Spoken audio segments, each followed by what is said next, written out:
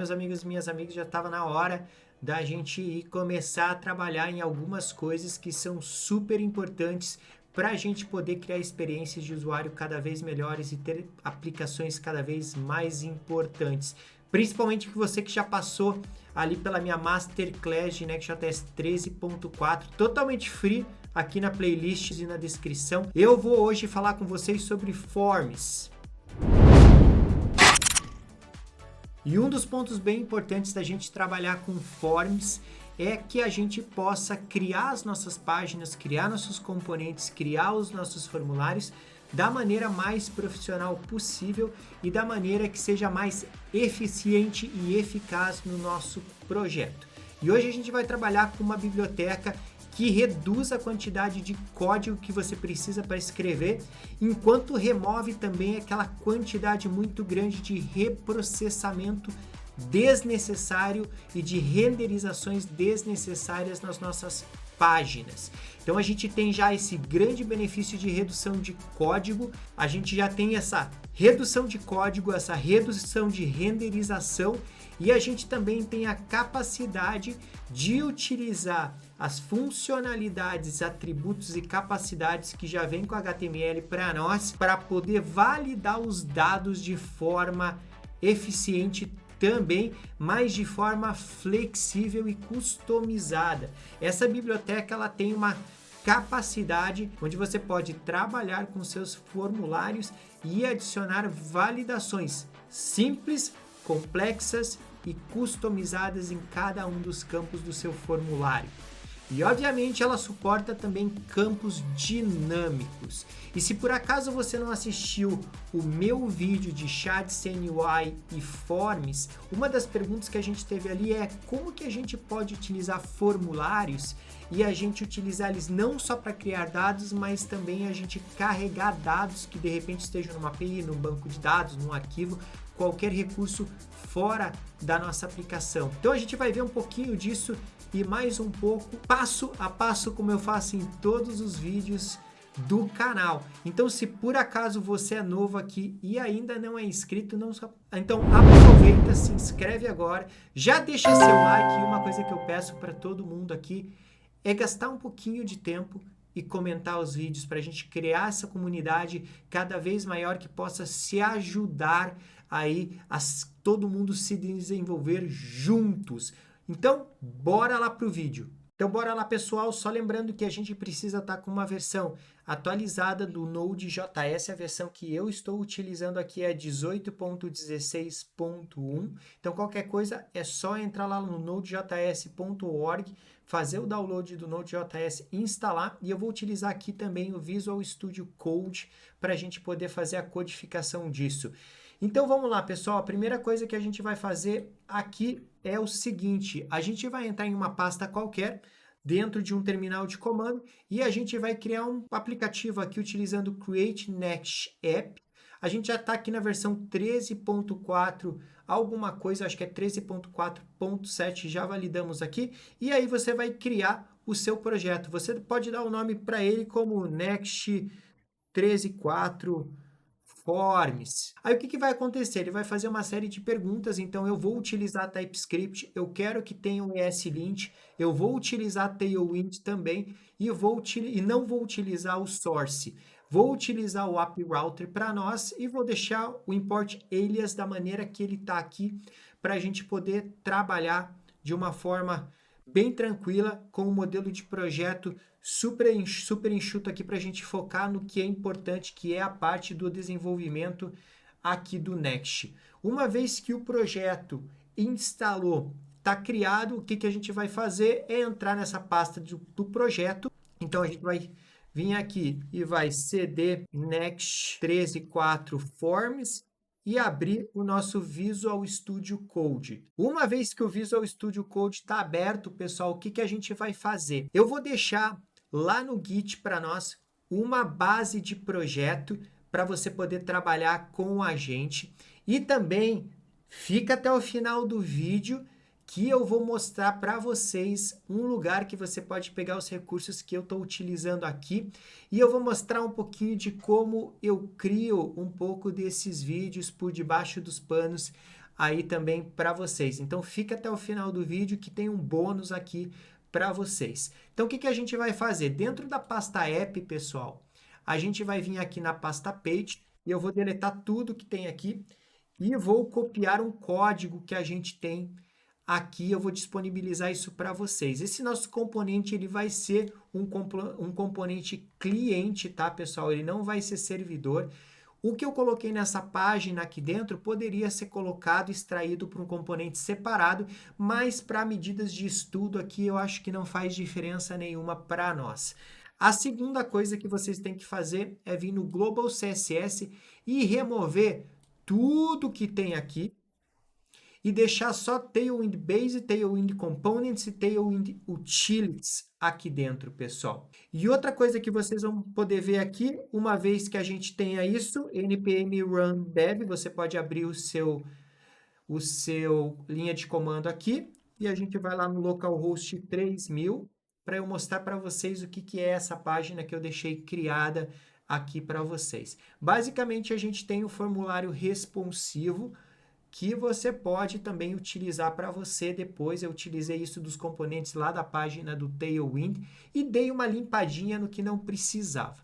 Uma coisa que eu vou deixar super clara aqui para vocês, pessoal, e eu acho que é importante destacar aqui, eu não vou fazer a validação de todos os campos. A gente vai trabalhar aqui, eu vou te explicar todos os conceitos, e a ideia aqui para você aprender aqui é que você baixe esse código, pegue esse bônus que eu vou deixar lá perto do final do vídeo e codifique e dê uma estendida para os outros campos aqui, para você realmente absorver esse conhecimento e não precisar entrar naquele círculo de treinamentos onde você assiste 10, 15 vídeos sobre a mesma coisa, tá? Se você gastar o tempo vendo esse vídeo aqui que eu tô te mostrando, sem você codificar, você assiste ele completamente e depois que você assistiu completamente, você abre o teu VS Code, você instala teu Node.js e você abre esse vídeo aqui e vai aos poucos codificando comigo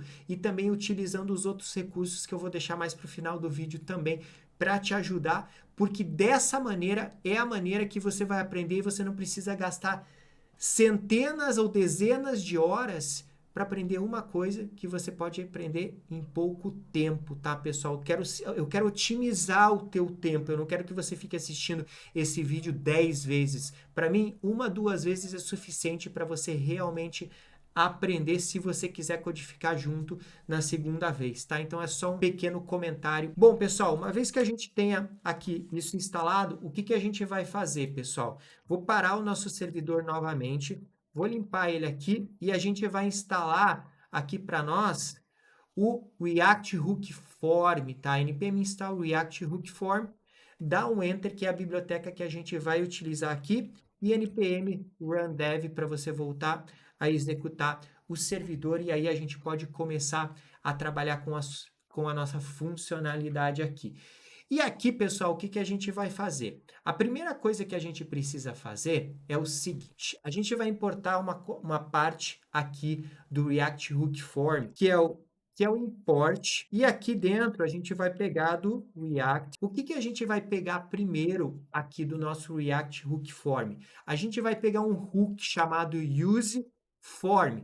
Esse hook é a conexão que a gente vai fazer do React Hook Form e o nosso formulário. É ele que vai trazer as capacidades da gente linkar esse formulário que está em JSX não controlado com o nosso hook. E aqui dentro do nosso componente, a gente vai fazer o seguinte: a gente vai fazer const e aqui a gente vai fazer use form. O que a gente vai fazer primeiro? A primeira coisa que a gente normalmente faz num formulário, quando a gente tem um form aqui, deixa eu mostrar para vocês, a gente tem método post, action, mas a gente tem também algo chamado onSubmit, pessoal.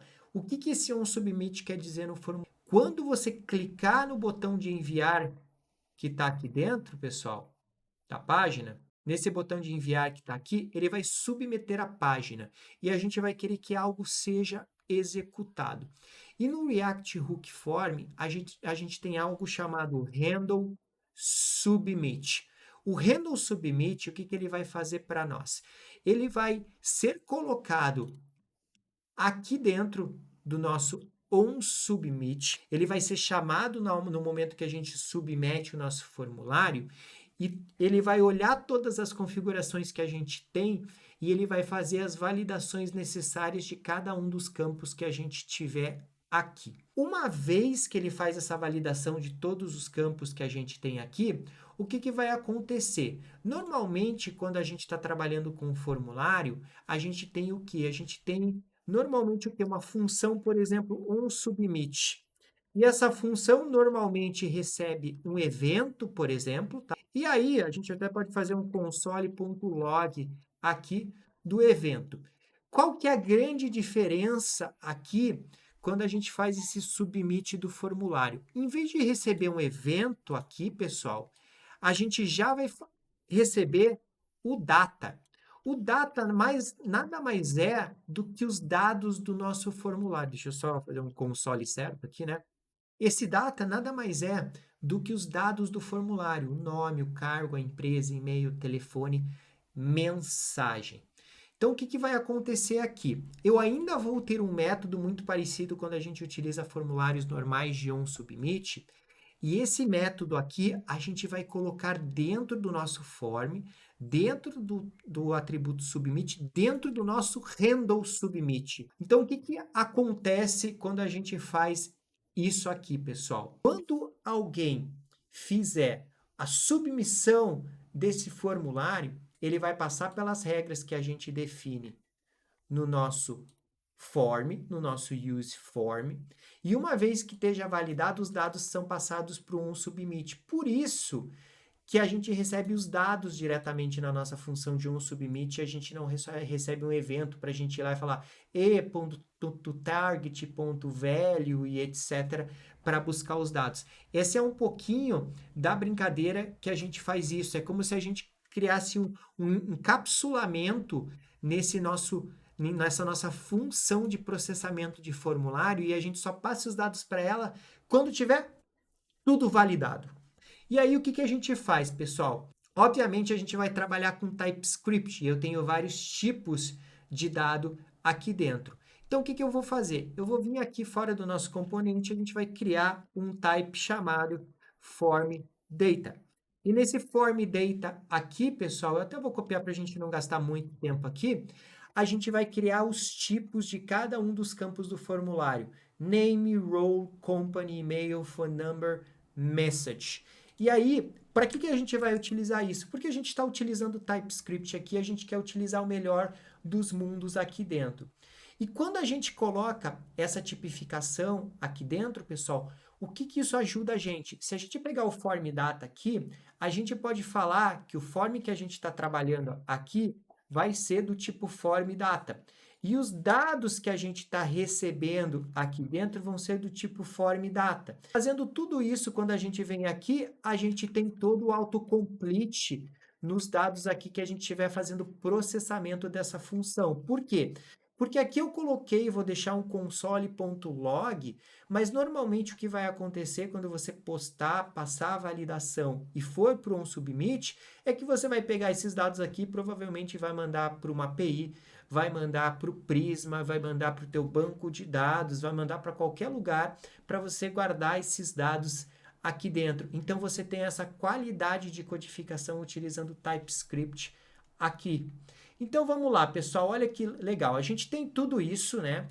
Só que o que que acontece? Se eu abrir aqui a minha ferramenta de sistema aqui, eu na verdade ainda não tenho nada. Se eu vier aqui, o que que vai acontecer? Eu posso clicar aqui e ele não vai fazer nada para nós. Por quê? Porque eu não estou processando o formulário ainda. Então, o que que a gente vai fazer para processar? Vocês podem ver aqui que dentro do formulário a gente tem algumas coisas aqui que são campos, né? Que a gente precisa, de certa forma, dizer assim, meu hook do useform, meu hook de form aqui. Eu vou trabalhar com alguns campos, e esses campos vão ter validações específicas, vão ter tipos de dados específicos que eu quero que você valide para mim quando eu estiver trabalhando com esse formulário. Então, o que que vai acontecer?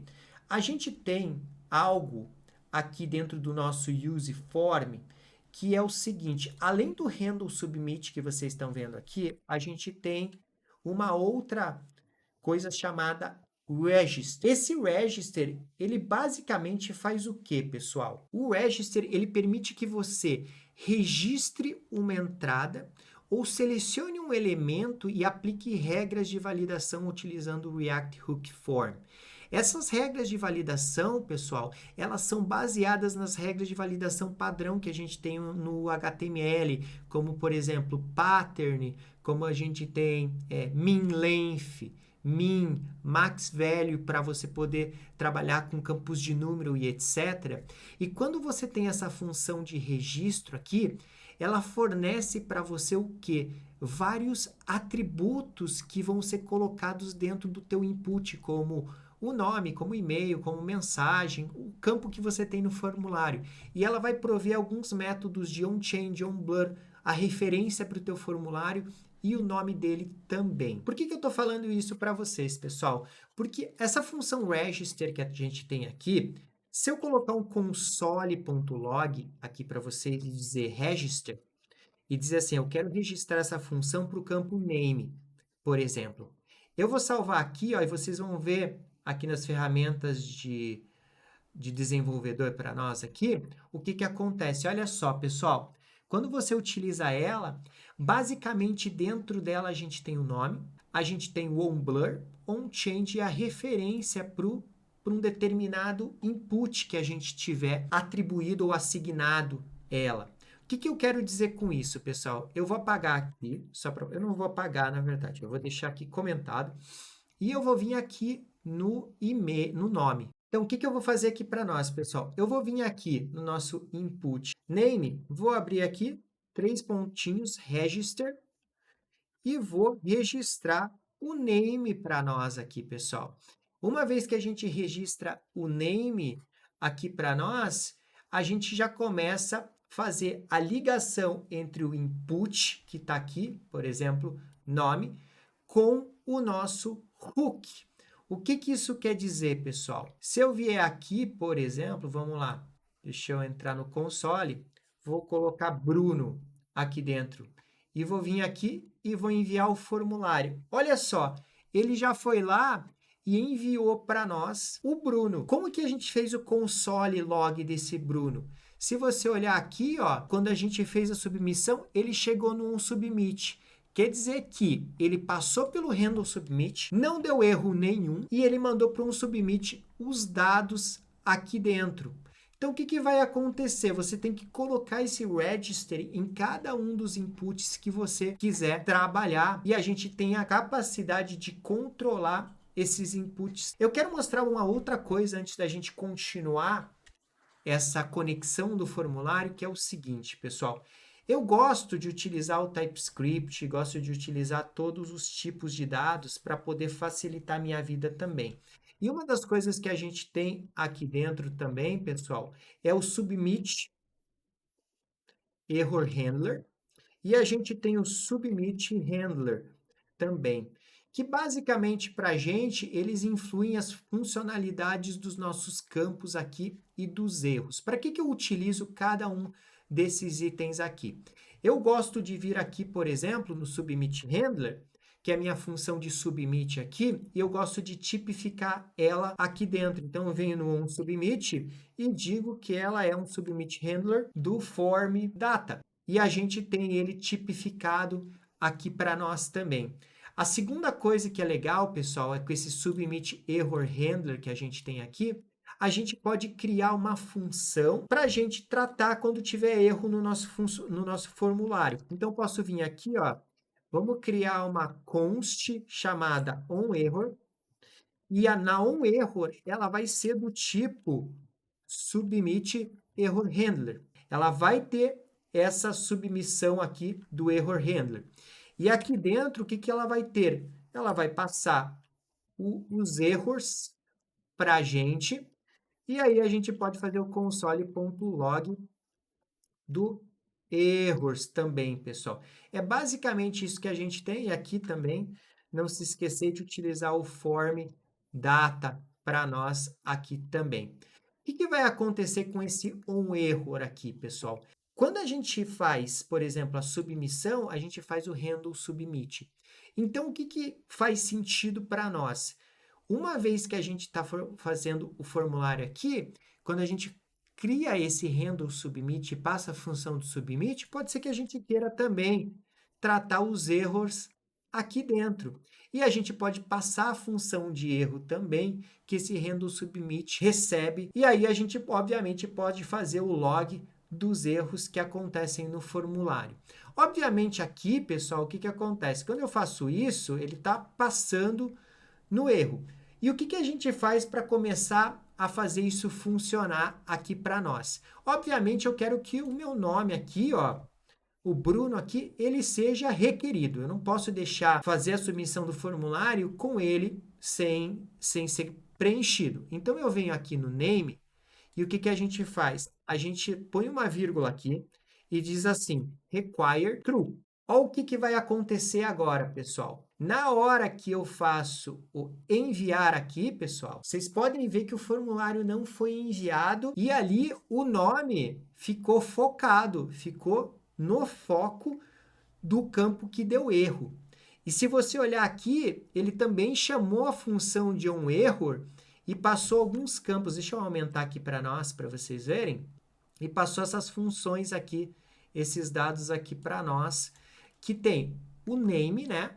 E aí ele não tem mensagem nenhuma, mas tem a referência do campo e tem um tipo que diz requerido. Mas se eu quiser fazer alguma coisa um pouquinho melhor do que isso, em vez de eu fazer um monte de if else aqui dentro do meu onError, né? A gente tem a capacidade de tratar o erro campo por campo. Como é que a gente faz para tratar o erro campo por campo para nós aqui dentro? Dentro do useForm, a gente pode fazer o seguinte, a gente pode desconstruir o form state e ele tem erros aqui para nós também. Então, o que acontece? Eu posso pegar os dados de erro e capturar aqui, e quando a gente tem esses dados de erro aqui, eu posso controlar isso de forma mais eficiente. O que eu posso fazer aqui dentro? Eu posso vir aqui no meu campo de nome, por exemplo, logo depois do meu campo, e posso fazer o seguinte, eu posso abrir chaves para nós e dizer errors, tem errors.name? Bom, se tem errors.name, quer dizer que foi postado o formulário e eu vou querer mostrar alguma coisa. Então, eu posso colocar um span aqui para nós, colocar até por exemplo, um class name e colocar teste.red.700, por exemplo, aqui, e abrir de novo para nós e colocar errors.name.message. Só que se eu fizer só isso, pessoal, o que vai acontecer? Eu vou vir aqui e vou clicar em enviar. E ele deixa focado o campo, mas ele não tem mensagem nenhuma. Deixa eu mostrar um negócio para vocês aqui dentro. Aqui eu passei required igual a true. Então eu posso ter maneiras diferentes que eu quero tratar os erros. Se eu quiser tratar só com mensagens aqui, eu troco o true para aspas duplas ou simples, por exemplo, e digo nome é requerido. Se eu salvar aqui agora, pessoal, e deixar vazio o campo e clicar em enviar, olha só, eu já tenho o nome é requerido aparecendo aqui para nós. Então, são maneiras diferentes que você pode tratar o seu formulário utilizando essas funções de erro e esses mapeamentos de erro. Mas digamos que, poxa, eu não quero que ele seja só requerido, né? Eu quero ter algumas validações a mais. O que a gente pode fazer? Eu disse para vocês que, por padrão, essa biblioteca, por mais que a gente possa utilizar ela com schema validators como YUP, como Zod, a gente tem o basicão lá do HTML, que é required, min length, min e max para número, pattern, por exemplo, para você poder colocar uma expressão regular e ver se o campo está batendo com a expressão regular. O que a gente pode vir aqui e fazer? Eu vou colocar uma vírgula e aqui dentro eu vou colocar min length. Pode ver que ele completa para mim aqui dentro. Aí, no min length, ele tem algumas informações que é o value. Eu quero que o nome tenha no mínimo 10 caracteres. E aí, Se por acaso esse min length não funcionar, eu passar menos de 10 caracteres, eu quero dizer nome precisa ter pelo menos 10 caracteres. Se eu salvar aqui, pessoal, o que, que vai acontecer agora? Primeiro, né, posso fazer um refresh aqui para nós, vir aqui e postar, ele vai reclamar. E se eu colocar só 2 caracteres aqui, ele ainda diz que eu tenho que ter pelo menos 10 caracteres até eu chegar nos 10 caracteres aqui. Então, eu já tenho essa validação. Então, se eu colocar, por exemplo, só Bruno aqui, não dá. Mas se eu colocar meu nome aqui completo, vocês podem ver que o campo já está validando o mínimo de tamanho. O que vocês estão achando aqui até agora, pessoal, sobre essa biblioteca de React Hook Form? Eu acho ela super boa, super eficaz para você trabalhar e criar formulários profissionais. E ela te dá uma série de vantagens que eu falei no começo do vídeo. E se você está gostando desse vídeo aqui, pessoal, já aproveita esse momento para deixar o seu like. Se por acaso você ainda não se inscreveu, se inscreve e clica no sininho. E uma coisa que eu tenho pedido muito para vocês, para poder crescer esse meu canal e eu continuar podendo trazer esse conteúdo gratuito para vocês, é realmente pedir os comentários. Pessoal, vai lá, @developerdeck101, espaço, faz teu comentário. Fala que você gostou do vídeo, fala o que você gostou dessa biblioteca. Ah, tem alguma coisa que você não viu aqui, você gostaria de ver? Deixe seu comentário. Se quiser botar receita de bolo, churrasco, qualquer coisa aqui, tá valendo também. O importante é gerar engajamento aqui para os vídeos, para, obviamente, me ajudar a poder continuar trazendo esse conteúdo para vocês. Mas vamos voltar para o vídeo rapidamente aqui, pessoal. Por quê? Porque eu tenho mais algumas coisas que eu quero falar para vocês aqui dentro. Tem um ponto importante que eu não sei se vocês perceberam aqui, é que as coisas acontecem na validação quando a gente submete. A gente tem modos diferentes do React Hook Form.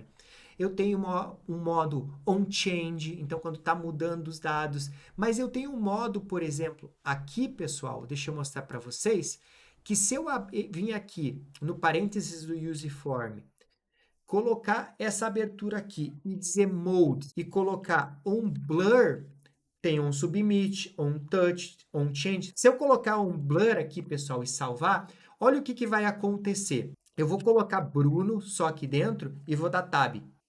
Ele valida o dado no on blur.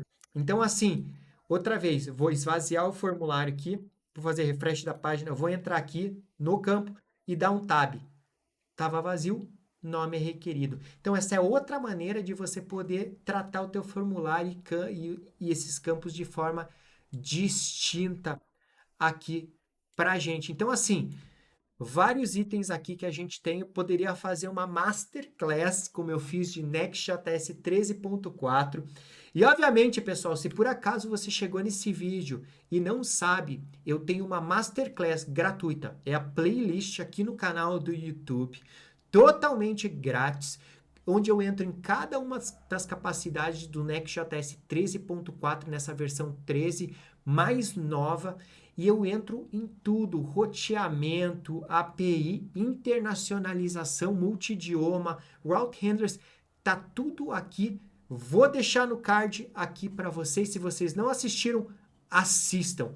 Vale a pena, tem vários comentários, vários comentários positivos aí e é totalmente gratuita. E eu não achei em lugar nenhum aqui no YouTube em português algo que seja tão realmente nos detalhes dessa nova versão do Next.js. Então, bora lá depois desse vídeo para você ver o que tem de novo no Next.js também. O que mais que a gente vai fazer, pessoal? Outra coisa que é importante é o seguinte. Aqui dentro do useForm, pessoal, é sempre importante a gente utilizar default values. O que é isso? São as inicializações dos nossos campos aqui, pessoal. Então, por exemplo, se você tem todos os campos que a gente colocou ali e você quer adicionar as validações para ele, adicionar o valor padrão para eles, o valor padrão está aqui para vocês. Vocês adicionam os valores padrões aqui também. E, obviamente, isso trabalha com outras capacidades mais avançadas do React Hook Form também, mas a ideia aqui, obviamente, é que você inicialize a página e ele comece também com um campo vazio. Outra coisa que é importante, se você não tinha chego a fazer o Form Data ainda aqui dentro para ter a tipificação, quando você coloca o name aqui, ele obviamente ele já começa a te facilitar a vida no autocomplete aqui quando você usa o register e outras funções aqui dentro do React Hook Form, tá, pessoal? Então, por isso que é bom também ter os campos padrão aqui dentro. Mas bora lá fazer o seguinte. Eu lembro que alguém me fez uma pergunta nesse vídeo aqui que eu vou deixar do card, aonde eu falei de Next.js 13.4, ShadCNUI e Form. E lá o que acontece? Ele utiliza o ShadCNUI para fazer uma landing page com newsletter. E esse Form, utilizando o ShadCNUI, por debaixo dos panos ele utiliza o React Hook Form. E me perguntaram assim, beleza, mas se esse não fosse um formulário para eu cadastrar um e-mail de newsletter, mas fosse um formulário aonde eu gostaria de, por exemplo, ter tanto a criação como a edição de dados dentro do formulário. Como é que você pode fazer isso? Isso é uma maneira de fazer aqui, tá, pessoal? Volta aqui, ó. Tá vendo que a gente passa no default values, basicamente o nosso objeto do formulário aqui dentro? O que a gente pode fazer aqui, pessoal? Eu posso deletar isso aqui para nós. Por quê? Porque esse default values, ele também aceita uma chamada à função assíncrona aqui para nós, tá, pessoal? Então, o que pode ser feito aqui utilizando essa capacidade do default values para nós? Obviamente, ele está dando erro aqui por causa do TypeScript, etc. Não se peguem por isso, tá? Eu vou fazer o seguinte, pessoal. Eu criei aqui, ó, vou criar aqui para nós o seguinte. Vou vir aqui em cima e vou falar para vocês o que eu fiz. Eu estou fazendo uma API mock, tá?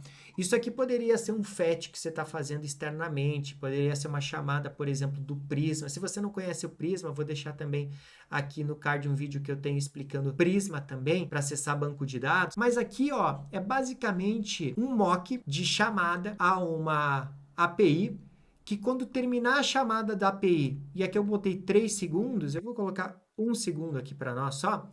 O que acontece? Crio uma promessa e faço um timeout de 1 segundo só para dar um delayzinho. E ele retorna o quê?